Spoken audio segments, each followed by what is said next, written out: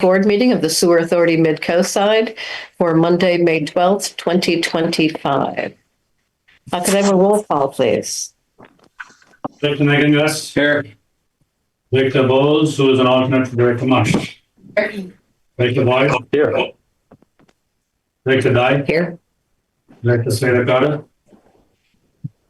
Kevin. Present. Chair Wright. Here. So we're moving on to item 2, which is public comment. And this is for, people to comment on items that are not on the agenda, but you can also address items that are on the consent agenda. And is this for public comment? That's for public comment. Okay. Yeah. So I'll start with speakers who are here, and that is Nayong Susie Kim. I'll start with her. Would you like to stand? Yeah, sure. Right here is good. Yeah, maybe come a little closer to the table there. Yes. Hello, everybody. Thank you for having us. My name is Nayang. I live in Moss Beach, and there is an active, raw, untreated sewage leak on our street, which is a public health and safety hazard. We have been reporting it daily and emailing daily. And today is day 11. Day 11. There are young children living on our street, including my 3-year-old daughter. And this is a clear violation of environment law to have raw sewage leak to the ocean. Nothing has been done. When we reported, Sam said that they cannot do anything because Montero Water District said they cannot do it. And when we asked Montero Water District, they have reclassified our sewer main as private sewer lateral. This is public sewer main, and I'm talking about basic sanitation right. We just want basic sanitation right. So I have a question for Sam, especially manager education. What is the housing department's definition of private shared lateral when it has been maintained by Sam for the last 40 years? Our main has been put in and fixed last year. Just last year. January 2024. And if there is another private sewer lateral within the SAM district, can you please tell me how many and where it is? And what was the process? We want to work with you. We just want this fixed. Like, you saw my children out there. They're 3-year-old. They have to walk through a rock. So, thank you so much. Do you mind if I mention your address? 136 La Grande Avenue, Moss Beach, 94033. Okay, so we can't get into a back and forth here on this item. You'll have to take that offline with the CEO of the Sewer Authority Midcoastside. With Keisha. With Keisha. The idea of public comment is just supposed to be by comment, and it's not supposed to be a discussion, but you can certainly reach out to Keisha. Thank you. Okay. Second speaker is Andrew Boston. I'm getting in trouble because it's the day after Mother's Day, and it's 14 days, not 11. And I know that's, I'm going to hear about that later tonight, I'm sure. With my wife. I live on Grand Avenue, Silco, with my wife and kids. She mentioned that we had a failed lateral a year ago. It's broken again. I called Sam and I've talked to a lot of your team and they're awesome people and I'm grateful to get to talk to them. And I know MWSD is refusing to repair it. The reasons have varied from they're going to pay for it to just not returning our calls. And as you know firsthand, coordinating these repairs is anything but simple. It's a maze involving MWSD, Newt Engineering, Sam, some of your contractors, Department of Health, Department of Public Works, and others. So I'm putting together a guide for homeowners facing this situation because after more than 40 years of MWSD maintaining the systems, it's just a bit shocking to hear you're on your own now. It's like PG&E saying, well, the lines that are running out to Sam's headquarters are getting old and the power line's starting to fail. So 3 years now, good luck. So just a little surprising. As mentioned, we're a little concerned about MWSD attempting to reclassify the sewer mains, especially after they start having issues. There's a reason why we have sewer systems since before Roman times. It's the classic tragedy of the commons, and why we rely on great central authorities to manage public health. So I'm going to conclude with a simple question. Do you believe the average ratepayer, someone who's just trying to raise a family and live their daily life, is equipped to navigate 33 phone calls, 8 different government agencies, 4 separate contractor bids, 3 of which have ghosted me because the project is too small, tens of thousands of dollars. Sounds like building a house or a remodel. Yeah. 3 overlapping permitting authorities, all while getting reported to the county health department by NWSD in some kind of strange interagency lawfare. And all of this before I can even organize the dig and wait for an inspection. Or, that's one scenario, or is it more realistic to believe that the average ratepayer will do what any overwhelmed person would and ignore it? Hope it resolves itself and let raw sewage sleep quietly into the ocean for years. This is not theoretical, it is a real situation, and I hope we can all work together in coming up with the right solution here for this agency in a tough situation. Thank you guys, appreciate the time. Did I pronounce your name correctly? Is it Boston? Yeah, Andrew Boston. City. Okay. Thank Thank you.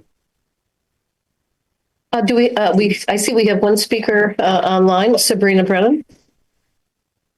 Yeah, hi. What I'm having trouble waving, but you got a second one as well after that. Okay. So nice to see some of my neighbors here from Seal Cove. I hope you can hear me speaking. If you could confirm that, that would be great. Yes. Okay, awesome.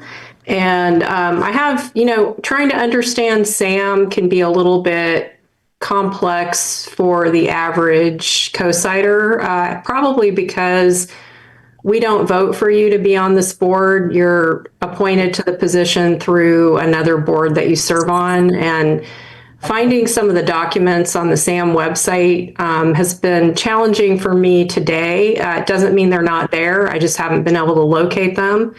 So I was wondering if you could provide Seal Cove neighbors with the MWSD SAM collection system maintenance contract. If it's on your website, maybe somebody could post a link to that here on, in the notes, in the chat area. And if it's on the MWSD website, if somebody from there, such as Scott or Catherine, could post in the chat what the link is to that document, that would be really helpful. I think one thing we're trying to understand is how MWSD can specify a group of homeowners to not receive service from SAM when it comes to repairing sewage leaks. I have been told by multiple neighbors who have confirmed this repeatedly through calls to SAM that they're being denied service, and they're being denied service on the basis that MWSD staff has informed SAM that they will not pay for any repairs to the sewage leak. I'm concerned about this, and we'd like to better understand how how that happens and where that is codified in a contractual basis, or it doesn't appear to be touched in the JPA, although I haven't read it extensively. It seems like it would be in some sort of a service contract. So if we could just get more information about how it's possible for MWSD to direct SAM to deny a group of ratepayers service. You know, there are concerns about things like discrimination. We just like to better understand how and why that's happening. And if we could understand your policies around it, that would be appreciated. Thank you so much for your time. Thank you. And then Andrew Corcoran. Yeah, hi. I'm talking on the same issue, so I'll try and be respectful of your time. But I just want to make the point that I think coastsiders know that an emergency can bring out the best in people. And we have some great precedents for working together to control coastal erosion, like at Miramar, and encourage wide-scale restoration of habitats, like on the Bluff. And right now, there's an emergency in Seal Cove. I'm a neighbor of Andrew and Nar. And for 40 years, SAM and MWSD have installed, maintained, repaired the sewer system on La Grande Avenue. And us ratepayers have funded it. I think SAM would be the last people to touch the sewer system, and any neglect of it in relation to its environment is, you know, quite honestly, the people who've been working on it the last 40 years' responsibility. On the day that an emergency was announced in that context, which I think was the 28th of March, the MWSD and SAM, who are interrelated through at least two board members, abdicated their existing responsibilities for some of the most affected areas.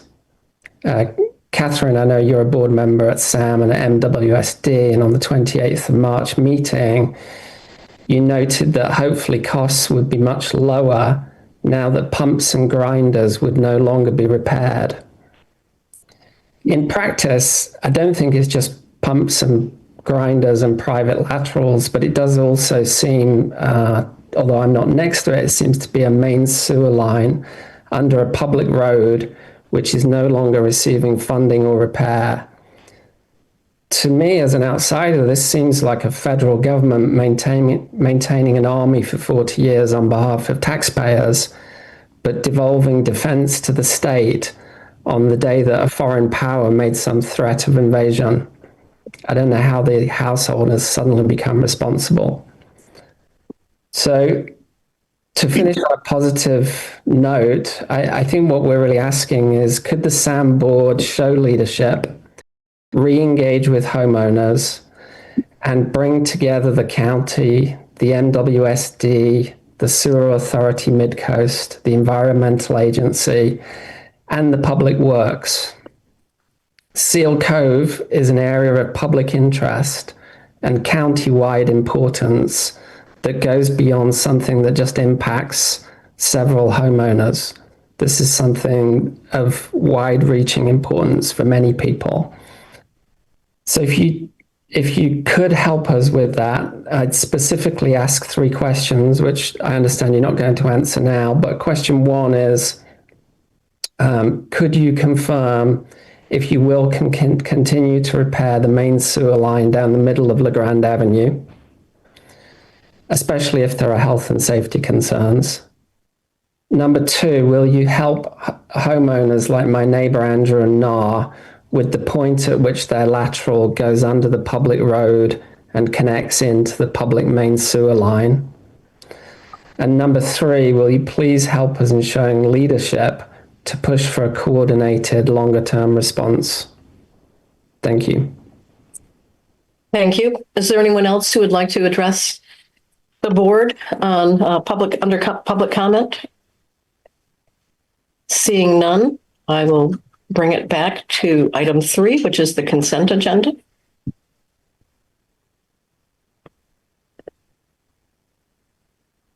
There's item 3A, which is approved minutes of April 28th, 2025. Item 3B, which is approved disbursements for May 12th, 2025.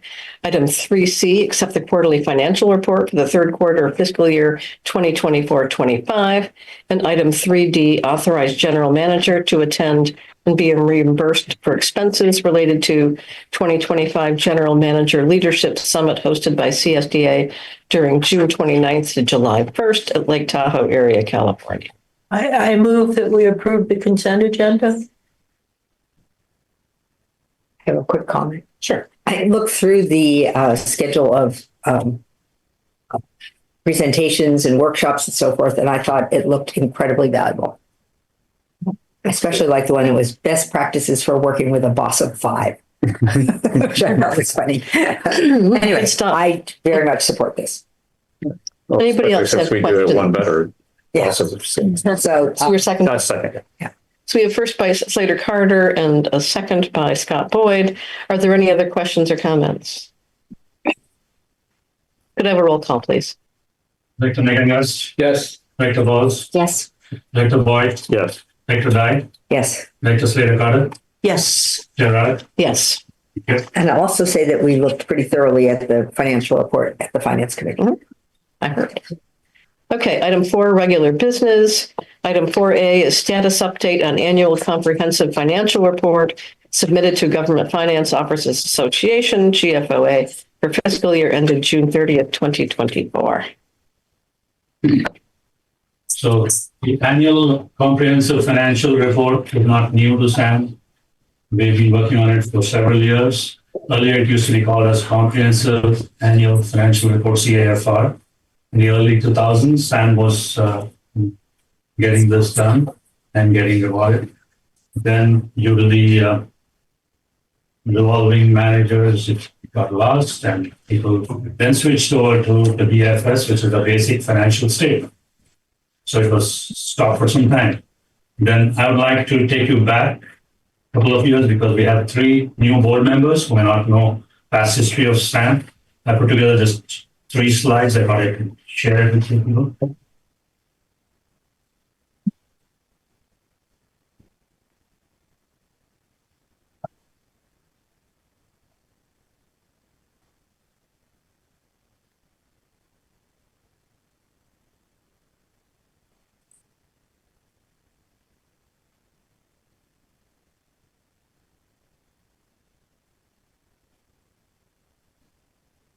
Okay, so I'd like to give you guys a flashback a couple of years back because 3 of you were not there at that point of time.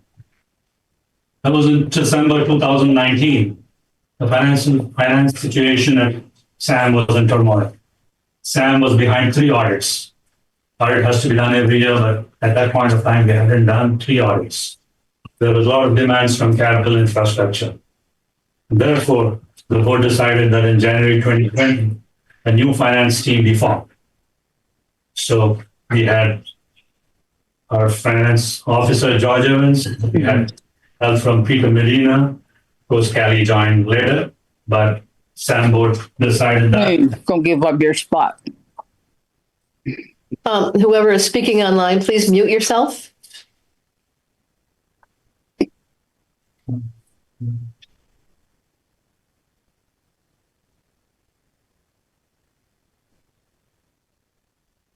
Okay.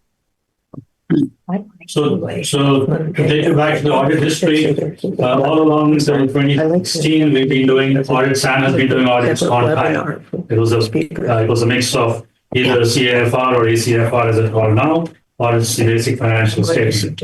In 2017, financial year ending 2017 is when we started having a setback. The audit opinion date was given in 2018. October 26, 2018, but then it landed up with 4 material weaknesses, 6 significant deficiencies noted, and 32 audit adjustments were done. That is not called for an organization, for a public agency.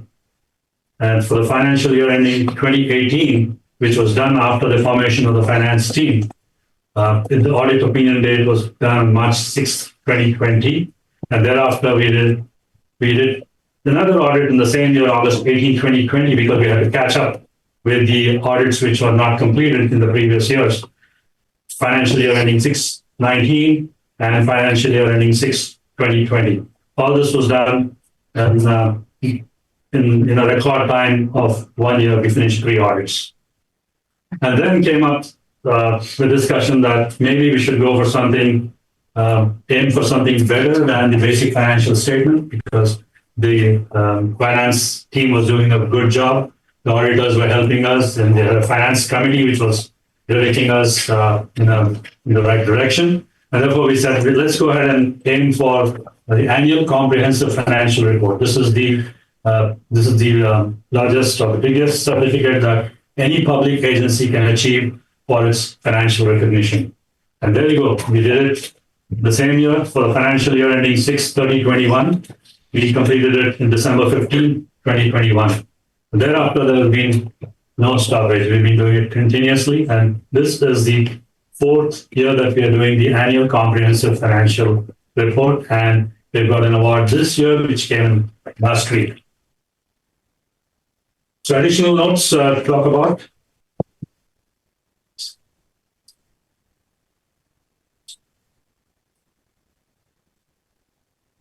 Okay, so we've been getting improved monthly reports. We requested input from Finance Committee regarding regular reporting. We enacted requests and continue to seek input from all the member agencies. We improve transparency with all our agencies. We've had a collaborative approach to budget season where we discuss with the member agency managers, then bring it to the Finance Committee, then bring it to the SAM board, and then send it to the respective member agencies for discussion. So we've been doing this both internal division as well as member agencies. So this is in short what we've been doing to achieve this annual comprehensive financial report award. So I would like to thank the Finance Committee and the finance team, which is basically George Evans, Peter Medina, Callie, Jesse, and of course the board for giving us continued support to perform that. Thank you very much. Thank you. I'll first take questions from board members. I'll just congratulate the staff and the board.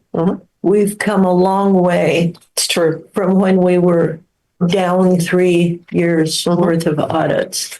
Yeah. And I think this board has made great progress, and certainly it shows it on the walls with our CSRMA and the SDRMA and all of that stuff. So it's let's just keep up the good work. I would agree. Is there anyone online who would like to address this item? Raise your hand now, please. Seeing none, I'll bring it back to the board for just to receive the status update. Sure. I've been part of this, and I remember learning a lot about audits that I didn't know much about, but it really was when let's be clear, it was the previous general manager caused the problem, and that those years with no audits were under that person. And when Kishan came on board, we got a really good finance team, and it set about trying to correct this. So compliments for everyone. I think they're all very competent and have worked hard to make it good. I will note one other advantage to doing this effort is that because they're moving forward toward this recognition, it means that the audits get done more quickly, which is better for all our agencies, because then the audit because all of us have to have the SAM audit before we can complete our audits. So just compliments to everyone involved, and it's great to see it turn around. I would agree. So with that, I think we can move on to item 4B, which is report on progressive design build contract for sewer force main in Montera. Again, this is just to receive a report. Yes, thank you very much. This is the first time that we're getting a formal or official report on the status of progressive design build on the sewer force main in Montera. Now, as you all know, this is the sewer force main in Montreal, we had a couple of leakages in the past years. And then there's a lawsuit from ERF, which is a consent decree, which requires us to complete this pipeline by 2027. I have a few slides, and the project management and the oversee of this project is also being helped by SRT consultants. We do have SRT consultants also today who will be present in case any questions to help me with it. But I do have a couple of slides which I would like to share and quickly run through some of the slides.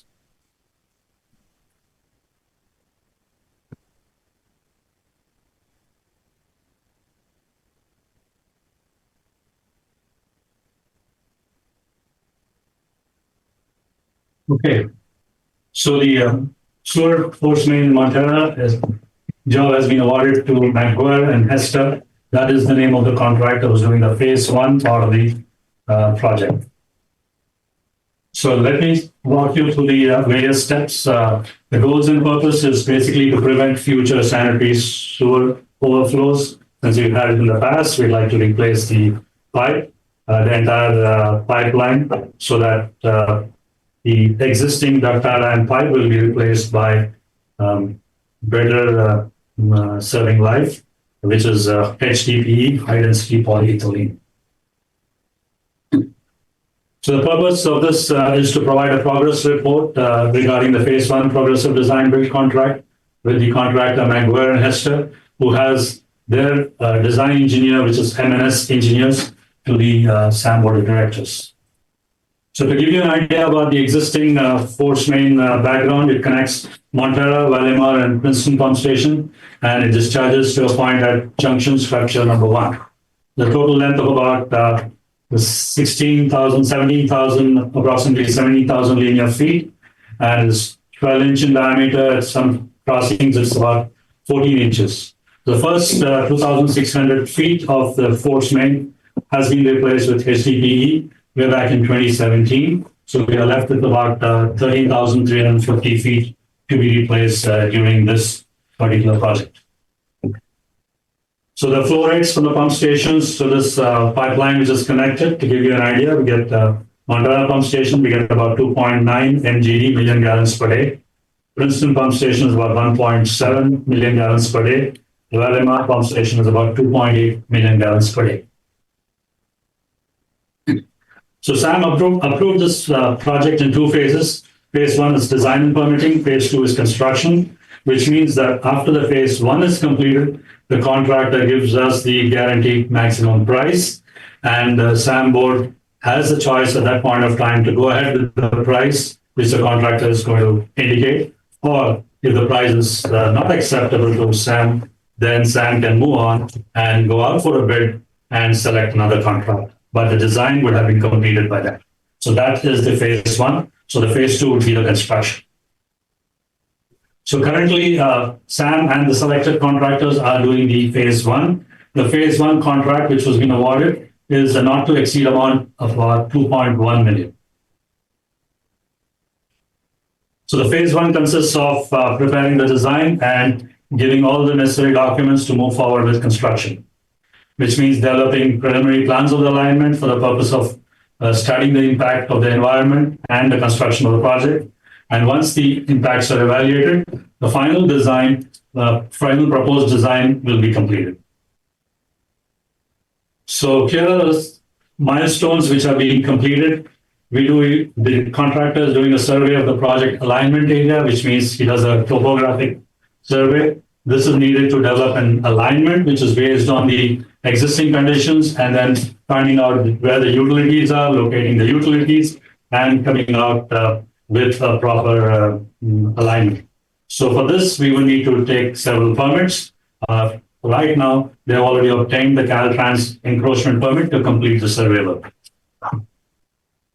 Geotech investigation has to be done, which will verify the soil and the groundwater conditions for the design and construction, especially where there is going to be trenchless design parameters.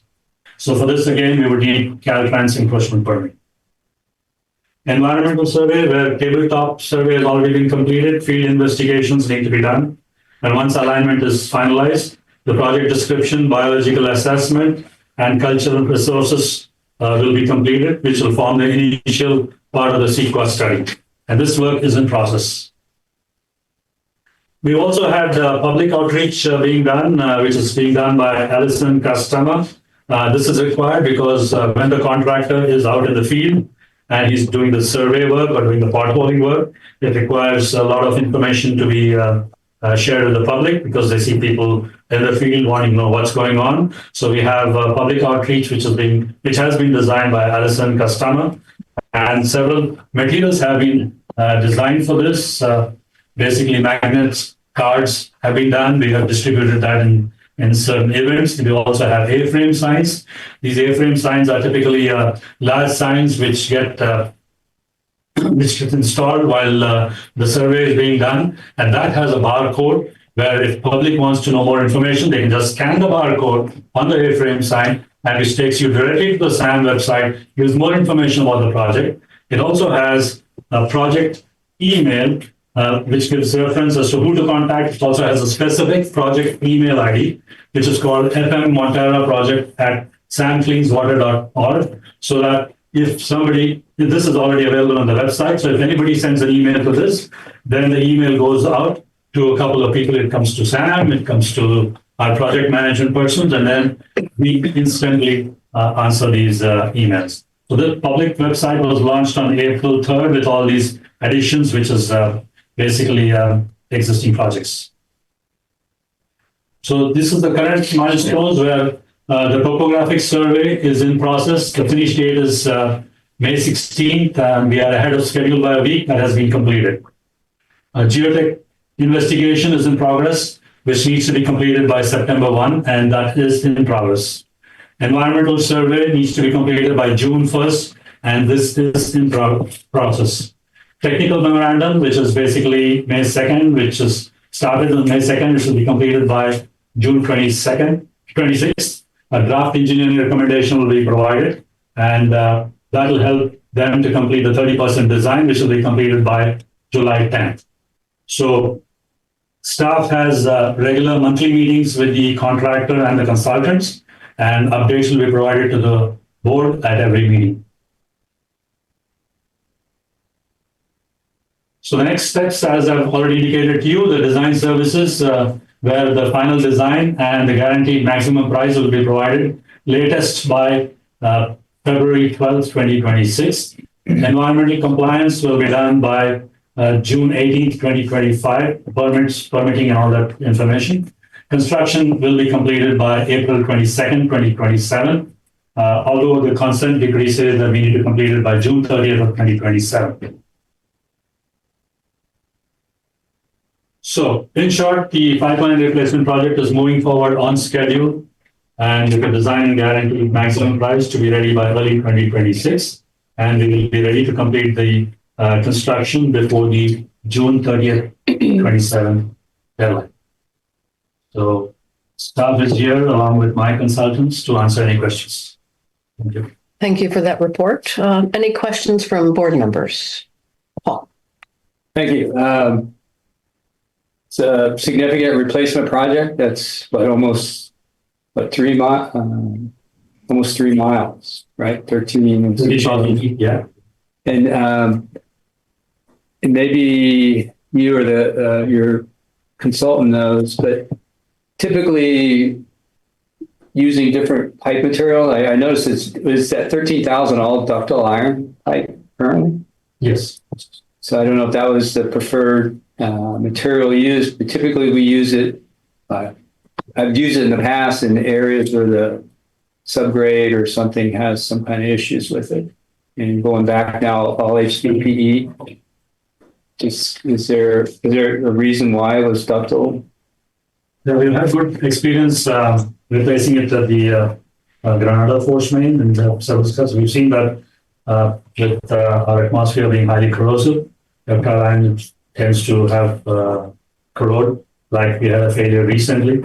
See, what happens is the sulfide gas in it, H2S. So when it starts reacting with corrosion, H2S and water, when it reacts, it becomes sulfuric acid. So once it's sulfuric acid, then it starts making holes in the pipes, and then the pipe starts leaking. So that would not be well in HDPE. Yeah, it's kind of interesting to use ductile in the first place. That's not a cheap pipe. Yeah, probably during those years, HDPE was not in place, so ductile iron was the in thing. And of course, we are also able to get better pressures with certain diameters, much more superior compared to ductile iron. I don't know if my consultants would like to add anything else or. Yeah. Hi, Yes. this is Rochelle Lather. I'm civil engineer for SRT. And yeah, back in the day when your pipe was originally put in, they preferred ductile iron, but now we know that that doesn't work very well. And so that's the reason that I agree. So. It's who's are you managing the contract itself with these dates? I think that's great having dates to have things completed by, or is that a team effort? Yeah, it's a team effort with SRT consultants. And because it's design build too, that you have the design consultant also. Correct. Because it's an engineering team, submittals will be there. So they will review the submittals and get back. Is any of this, so there'll be a coastal development permit necessary? Yeah, I believe so. We'll have to evaluate all those permits. Right. So I noticed there was like a June date to have your permitting done. I don't know if any of this is in the appeal zone. I don't know if anybody would ever appeal this, but just, I didn't know if there's some fluff in there just in case. No, just good. Yeah, I noticed on the slide that the date said 2025, it's 2026. Oh, okay. Because I was going to say June, that's very. Right. In the staff report, it says 2026. So, yeah, that would be a miracle. Yeah. Yeah. Okay. No, good. Thank you. Thank you. Anybody else? Yeah. Catherine? What year was that Montero SAM pipeline in Montero put in? 1979. 1979. So we're looking at a 50-year-old, 50 years. 50-year-old, close to 50-year-old pipeline. That materials have improved since then. I think. Yeah. I have noticed that. There was a thing that we were going to know the full cost of this in February of 2025. No, February 2026. I misheard that. Okay. That's all making more sense Yeah, then. because the board approved the contract sometime in September of last year. Right, So we started working then. So right.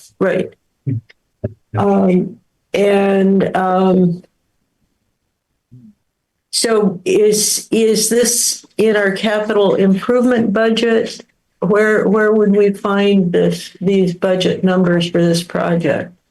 yes, this is in our capital improvement budget, and so far I think it's about 6.5 million has already been approved by SAM board, including the next fiscal year I'm talking about. So it is in different stages.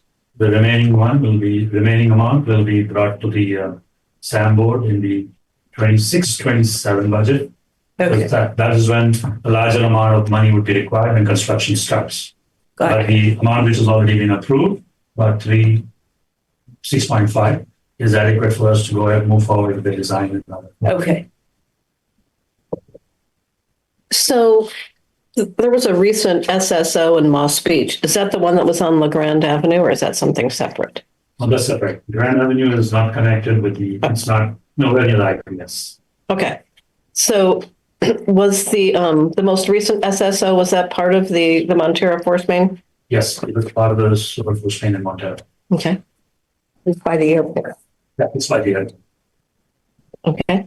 I see we have one public speaker, Greg Diegas. Yeah, I have some questions that may require answers outside of the meeting. Speaking to your point, Debbie, about the SSO, I'm aware that we had a pipe burst when flows had to be held back in the IPS during a recent storm, increasing the pressure on an area that was already partially corroded. So my questions are, what's the inside diameter of the new pipe? How does that compare to the inside diameter of the pipe on other stretches of the IPS? Is that difference in diameter likely to cause back pressure issues, increasing risk for, further leaks? And what's the maximum flow rate through the IPS after this change is made, and how does it compare to the maximum flow rate now? And I can put all those in writing. I don't want to tie everybody up. Thank you. And I would like to see the answers to those questions. Okay. So thank you. Get that in writing. Thank you, Greg. Is there anybody else online who would like to address this item? Lara Witt, is it? It's Lana. Lana, sorry. Having a hard time seeing The it. font on that screen is teeny. Oh, sorry. So I'm on LeGrand, homeowner. I'm in the Seal Cove area, and it's very interesting to hear about this project that Sam has embarked upon. And I'd like to know how we in Moss Beach and especially the Seal Cove area could petition for a similar upgrade to our entire sewer system. Well, I'm guessing that would be either Montera Water and Sanitary District or the county. Correct. Yes. Thank you. Mm-hmm. Anybody else? Behind you. Jimmy Benjamin, come on down. Okay. Hi, I'm Jimmy Benjamin. Director Naggingast seems to be clairvoyant. He was channeling the questions I had about the coastal development permit. As I was seeing the list, it occurred to me that it might have been eligible for a repair and maintenance exception from a CDP. But if it's expanding capacity, again, props to Greg for channeling that question. Or if it's in a different location, there are a lot of reasons why that might not be applicable. With respect to the question of steel, why steel and what was going on, I can't help thinking Seal Cove is the first two words of Seal Cove fault. And it may be that they were thinking that you needed steel to be robust in earthquake situations 50 years ago. Maybe that was a bigger concern. I mean, it was iron, right? And I don't know much about HDPE. I'm curious about its performance in the presence of earthquakes, as well as all the questions about the questions Keisha answered about how it performs with respect to the chemistry of the effluent. So thanks for the informative public hearing. I look forward to hearing more about it. I don't think the infrastructure managers 50 years ago were that sophisticated to tie the material to seismic activity, but I could be wrong. Honestly, a lot of our infrastructure managers today aren't that sophisticated. Not you, Keisha. Other agencies. But thank you for the comment. Sabrina Brennan. Hi. It would take too much time for me to try to tie this to your agenda item, but I do believe it is connected. I want to just mention that thankfully, Michelle Dragony posted a link to the collections contract with SAM and MWSD. We've since taken a look at attachment A, and it looks like SAM is not in compliance with that agreement. We've been told that SAM was told not to comply with the agreement by MWSD staff members. We believe that they are out of compliance with this contract, meaning your whatever you're calling this organization, SAM, Sewer Authority Midcoast, is not in compliance with the contract. If you look at attachment A and read 4, 5, and 6 under attachment A, you'll see what needs to happen in the event of an emergency. Those things have not been happening. In fact, MWSD board members and staff have told Sam not to service the emergency. That appears to be in violation of this agreement. What redress do we have as the community members? Like, where do we make a complaint? How can we get this contract properly enforced for the benefit of public safety? I'm going to ask legal counsel to respond to that question. Fortunately, it's going to be a short response. And that really is something where, as to your legal rights, how do you enforce them? That's something where you need to likely have your own legal counsel. Obviously there's public forums like this to make your voices heard, and you're doing that tonight. But as far as what potential legal rights you have, that's probably something you need to retain your own counsel for. Okay. All right. Any further comments on item 4B? Okay, we'll move along then to item 4C, approve Fifth Amendment to Employment Agreement with General Manager and adjust compensation of General Manager, including a one-time lump sum payment. Chris Boucher, are you on? Yes, good evening, Madam Chair and directors. Thank you for the opportunity to present this item before you. Consistent with the government code, there's a script I have to read before we begin this item, and then happy to discuss more verbally what the changes are. In addition, or in accordance with Government Code Section 54953, subsection C3, I'm providing an oral summary of the recommended action. The item before the board tonight is to approve a Fifth Amendment to the employment agreement, which sets forth the salary and terms and conditions of employment for the general manager position, with the base salary adjustment being effective July 1st of 2025. The recommended action is to grant a 5% wage increase to the general manager's base salary effective July 1st, 2025, which is also consistent with the percentage being granted to the rank and file staff, and a one-time payment of $9,000. The total annual salary increase is $14,752.54, plus corresponding increase in payroll taxes, retirement, and fringe benefits, which are a function of payroll. Just by a little bit of background information for members of the public who are listening in, the general manager is hired directly by the board of directors and report directly to the board of directors. And therefore, the general manager does have an employment agreement that is reviewed and renewed on a regular basis.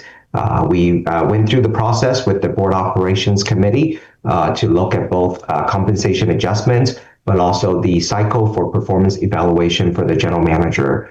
When the general manager was first appointed, he was appointed in December, and therefore we had him on a calendar year performance evaluation cycle. And then based on that performance evaluation each year, the board would determine any increases to compensation. But when we looked at it, this time around, the calendar year process doesn't really necessarily align with the board's fiscal year objectives. And so the idea from the committee and the recommendation to the board is to change the general manager's performance evaluation cycle to align with the fiscal year, which allows the board to do more proper planning and goal setting with the general manager. And it also allows the board to more effectively evaluate the general manager at the end of each fiscal year. Since finance, as the public had just heard from the prior presentations, it's also an important objective for the general manager.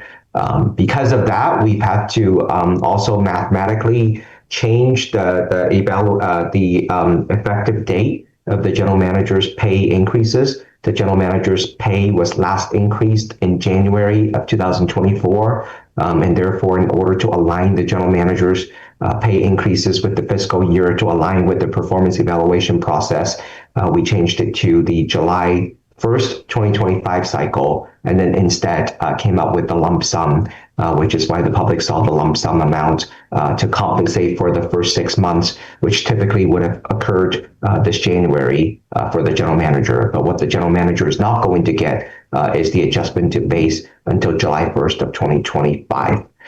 The other recommended change is also to extend the current employment agreement for the general manager through June 30th of 2026. This will ensure stability for Sam and does signal to the general manager as well as members of the public and staff that the board does see an ongoing relationship with the general manager and extending it one fiscal year. It's quite normal in special districts, if not even for longer term. So that's all of the items, action items that are being recommended for tonight. And then again, just to comply with the government code section, additional details regarding these items are set forth in the agenda and the resolution associated with this item. And happy to take any questions from the board or members of the public at this time. Thank you. I'll start. Well, Chris, was your mention of the extension to 2026 correct, or is it 2027? Oh, you know what? Thank you. I'm sorry. It was 2027. Thank you. Thank you. Thank you. Any questions from board members? Board member Nagengast. Thank you. Thank you. A couple of things. The 5% is that the increase effective this July 1? Is that the same as the recent contract with the unrepresented employees? They got a 5%? Sorry. Yes, sir. The agreement with Local 39 for the rank and file staff, which are the representative staff, did specify the 5%. So historically, just from an internal equity standpoint, we've considered that amount for the general manager, as well as you have one unrepresented employee, which is the finance officer. And since they don't bargain directly with the board, we've typically recommended the same percentage. Mm-hmm. And then my other question is, how did you come up with $9,000? So the $9,000 was to look at the difference in time. So it's basically half of a year's worth of the increase. But because of when you do a lump sum payment, there's generally some additional withholdings that are taken out from the payroll process. So to try to get it closer to the amount that we would have owed the general manager, there was some grossing out of the gross amount to try to get the general manager to net to that amount. So maybe it's in here somewhere. So this 9,000 isn't, I looked at the other 1 through 4 amendments. Amendment 2 and Amendment 4, there was a $2,000 each year. It's almost like it's a extra compensation for a job well done. The $2,000, if I remember correctly, Director, that was the year where the rank and file, again, the agreement with Local 39 to extend their MOU at the time, had a $2,000 lump sum payment, and it was in recognition of employees' contributions during COVID. So that's how kind of that came along. And then out of equity, the board extended it at the time to the general manager and the finance officer. Right.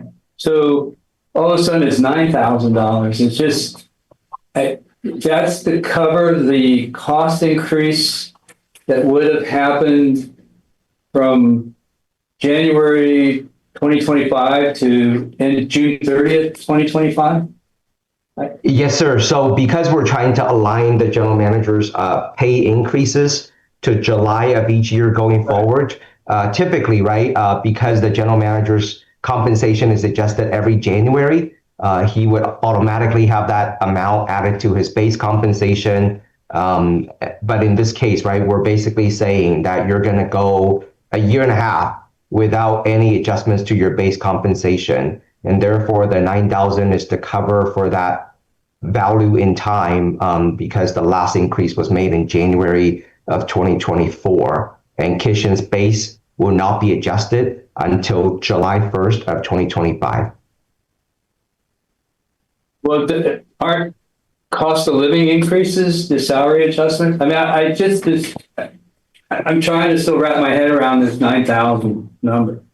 So we're trying to give him cash basically to compensate for that difference in time because there's, obviously, right, value in money. If he had gotten that money in January of this year, right, he would have automatically had the 5% built into his base compensation, and he would be getting that on a monthly basis since January of this year. But because he's not going to do that, and the board is not going to give him a cost of living adjustment until July 1st of 2025. It's to kind of cover for that 6-month gap to come up with a value to say this is fair enough that you won't get your increase until July, but we will kind of make you whole, if you will, for those 6 months. And this is only a one-time thing, because from now on, he will always be on the July cycle. And then we will bring not only the general managers to the board each July, but it would also be the representative staff as well as your unrepresented staff. So everybody will be on the July cycle. Kishan was just off sync because of his appointment date back in December when he was originally appointed. So essentially, this is in lieu of a retro. Yeah. Pretty much, yeah. That's a good way to look at it, sir. And then there were some additional factors to consider if taxes were or different taxes taken out of it or not? So my understanding of the way Sam does payroll is everything is lumped into one paycheck. So whenever you do a lump sum adjustment, there's a lot more taxes taken out. Had it been, if you had doled it out over time, right, you would be subject to kind of the normal offsetting of taxes, and the payroll system usually calculates that pretty automatically. But you're having normal taxes deducted from your paycheck.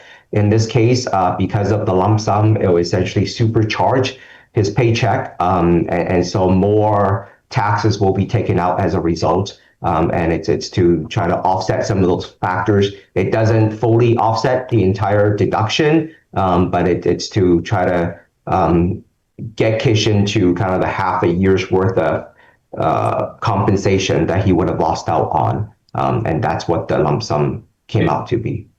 Do you have a breakdown? Do you have something that on paper I could see on this? I'm trying to follow, and it's just somebody came up with this number, so I'm just need somebody had to calculate it.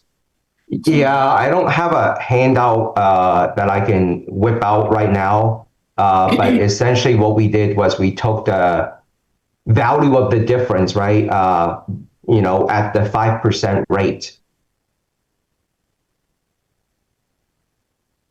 So it's 5% of his current salary? Yeah, so the rough number is about $15,000 is the annual amount. So you divide that by half, right? Just doing quick math, that's $7,500. So that's 6 months worth of salary that Kishan didn't get because of that. But because of once you push that through payroll along with his regular pay, and I know this is open session, so I can't openly discuss Kishan's tax bracket and rate and so forth. But once you push that through the payroll system, it's going to increase the withholding automatically by quite a bit, because he would be making in the payroll system, right? The payroll system isn't as smart as we are. It's going to think Kishan made $7,500 plus his regular pay. So it's going to be a much larger amount than his typical withholding would be. Yeah, it's kind of interesting way to do things. First time I've seen it, something like this. Is this typical in the industry? It's unique for this situation because typically we don't change the pay increase date, so it's never an issue. But here, based on the recommendation by the committee, we were just trying to come up with a fair way to quote unquote make the general manager whole. So there's no set ways to do it per se, but this isn't necessarily a retro, but it's also we're changing the terms of his employment agreement forever going forward. So it was perhaps the best compromise we can come up with, would be the best way to say it. And why you didn't want to do a retro? I believe the intention is to make the effective date for the general manager's pay increases be July 1st going forward. And so from each year going forward, it would be right. July 1st. And if you don't do it retro, that means it's not CalPERS from January to June. Yeah, we're not going to pay any contribution. Right. If he did retro, it would have been part of the pension. Yeah, we're saving that. We're saving all the CalPERS contributions for 6 months. Okay. A little better now. It's kind of, it's different. That's the first time I've seen something like this. So, I get it, but ultimately, you're not putting in for the pension. This isn't part of the pension. What we were trying to do, because this was what we discussed in the finance committee, was bring Keishan's timing on his evaluations and so on, because it was odd at an odd time frame from everything else. It often got neglected or forgotten or moved and postponed as more critical things were going on. And so this makes it easy, will make it easier for us to stay in sync. And we didn't want to penalize Keishan for the date he got hired. So that's what we came up with.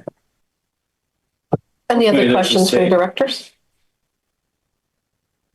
Is there anyone online who would like to address this item of the CEO's compensation? Seeing none, I'll bring it back to the board. Any further comment? I have one quick question. So when does the current MOU, labor MOU, terminate? We have a 5-year agreement with Local 39. So actually it would go on, I believe, 2030. So when was the most recent MOU entered into? When did the most recent MOU was approved last calendar year, but it's effective July 1st of 2025. Okay, thank you for that. All right, could I have a roll call, please? I'll make a motion first. Okay. I'll second. Okay. Sorry. Yeah. Motion? Yeah, as recommended in the staff. Second. Motion and second by Montera. Roll call, please. Director Nagan-Guest? Yes. Director Bowles? Yes. Director Boyd? Yes. Director Dye? Yes. Director Slater-Carter? Yes. Chair Rada? Yes. Thank you. Okay, we're moving on to item 5, which is the general manager's report. Yeah.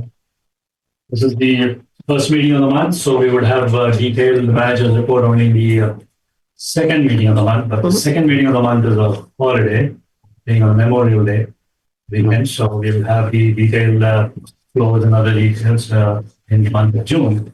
But nevertheless, since it's fresh in my mind, I think I should give you guys a quick update on my trip to Berlin, which the board authorized. Thank you very much for that. The Pipeline Technology Conference, it was the 20th Pipeline Technology Conference. It was from May 5th to 8th. There were about more than 1,000 participants from all over the world. My time was purposeful and pleasantly spent.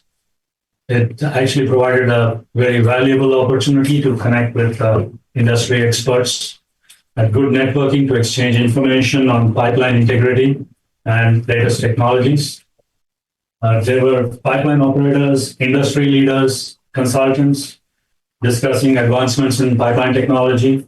Lots of papers in the conference on inline inspection, external inspection, asset management, artificial intelligence, inline inspection, illegal tapping.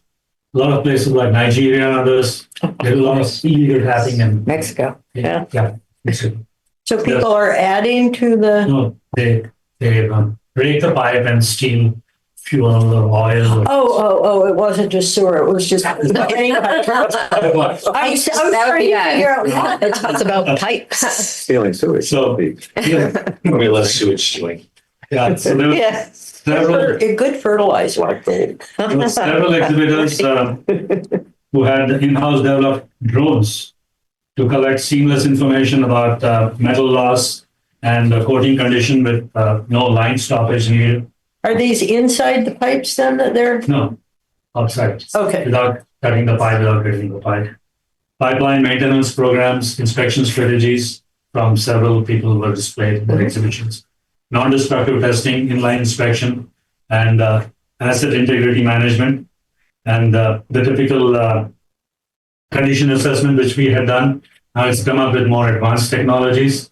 Basically, pipeline integrity program using baseball size free floating multi-sensor systems with a lot of machine learning, data analytics, a lot of advancement has been done. And this is with GIS-based dashboard.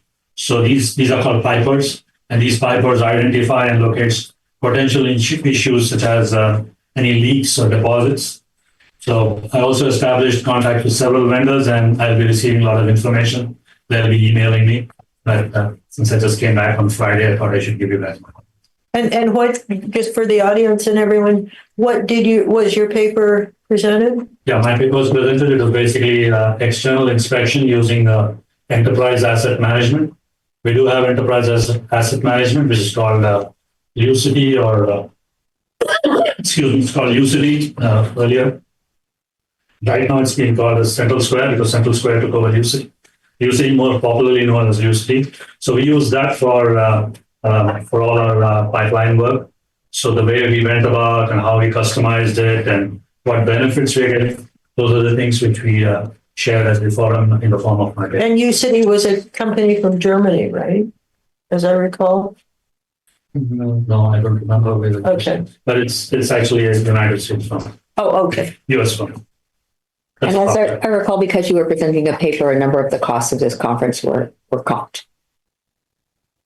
Some of your costs were Some of your covered. costs were covered, so it wasn't, Correct. yes, quite a few. Authorized for a max of $1,500. Yeah, with considering how much looks like you learned there, seems like. Yeah. Were the proceedings in German? No, all in English. Oh, Did you do any clubbing? Berlin's a great clubbing city. I landed on Monday evening. I left on a Thursday morning. So. Okay. All right. Was anyone talking about how in 50 years people are going to be asking questions like, who thought HDPE was a good material? Yeah. Like, what's the next hot material? Yeah. Beyond the CPE. Yeah. Okay, so moving on to item 6, attorney's report. hello, everybody. For those of you who hadn't met before, I got to introduce myself a little while ago, and for those who have seen here before, it's been a while. It's almost a year and a half since the open house since I've been here. I've been trying to hear a little bit more often. It's good to see everybody. Couple quick update items. One's an issue that I've been dealing with. It's unfortunately a more and more common problem that agencies are dealing with. And that's the issue of cyber fraud. And I just wanted to kind of give you a couple of lessons that we've recently learned. And that is that, hackers are getting more and more aggressive about trying to spoof people's emails and things like that. So the point I wanted to pass on to the board is, particularly since you have to, presumably you're wiring money to Sam if you're not delivering paper checks. I mean, paper checks are a traditional way to do it. There's advantage to that. But if you're going to do a wire and you're being asked to send it to a different account than you're used to, double check, make a call. And that you'd be amazed how many people don't do that. And by not picking up the phone, saying, hey, you said, it was sending to this one account locally that's been this way for a long time, but instead, now you want us to send it to a bank account in Georgia. That's not hypothetical. It actually happened, right? So Lots of times. yeah. And so in the court, and so as part of this process, I got to learn that the courts, it's a developing area of the law, but what the courts recently have said is, if you could prevent the fraud by simply picking up the phone and double checking, your agency is going to be the one responsible. So anyway, that's just something to talk to your folks about is, when you're doing wire transfers, make sure to double check and pick up the phone after the call. Mm-hmm. So that's one issue. And so a couple of weeks ago, I talked about a bill, a water quality bill that I was concerned about, SB 601. It has been significantly narrowed. It's one of the gap filler bills, if you will, where there's concern about the Trump administration eliminating environmental protections that exist. And so there's a concern that the state needs to kind of fill in the gaps where protection may have existed before under federal law, but now it's not there. So 601, it creates a private right of action under the state equivalent of the Clean Water Act, Port or Cologne. It's been significantly narrowed to basically the way it was previously drafted when I last talked to the board, it really had the potential for a lot of mischief and to create, obviously this agency understands about Clean Water Act lawsuits and how disruptive they can potentially be. And mischief, yes. Yeah, there's mischief, no question about it. And shenanigans, don't forget those. Oh, yeah. But it's been significantly narrowed, and I think it's more likely now to accomplish what it was intended to do. Mm-hmm. So we'll see where that goes. And then finally, I think we should look at it. I want to keep this appropriate for session. I would just say that one of the requirements of the consent decree with ERF was to update them this time of year as to how the budgeting process was going. I was able to report to ERF that the budget was approved in April. I sent a copy of the minutes, which were approved tonight, memorializing that. So that was good. And then also, one of the things they brought to my attention, and this is where I don't want to really get into a lot of detail here, they also wanted a correspondence with the regional and state water board, which we were required to provide. So we've provided a lot of information, and we'll see what they do with that information. And obviously, we'll respond in good faith and make sure we're complying with our obligations. But we have had some recent exceedances dealing with BOD, and so it may be a dialogue with ERF about that. Just see where it goes. Mm-hmm. That's my report. Thank you. Thank you so much. Appreciate it. I need director's reports under item 7. Okay. Item 8, topics for future board consideration. Anyone? Well, I have one. I would like us to have a discussion about possibly seeking a report or an investigation of possible I&I at the plant site, including the portion of the IPS that's gravity fed. We've never looked at the groundwater around the plant, and we've never actually looked at the status of all the pipe network that's, basically at the treatment plant. And I'd like us to, as part of our, assessing our infrastructure, I'd like us to look at that. That's something I'd like to bring to a future board meeting for discussion. Don't we have reports on that already? I know Greg's had an issue with that, and we were told it was fine. Check it out on the INI part, we did not show that we had that.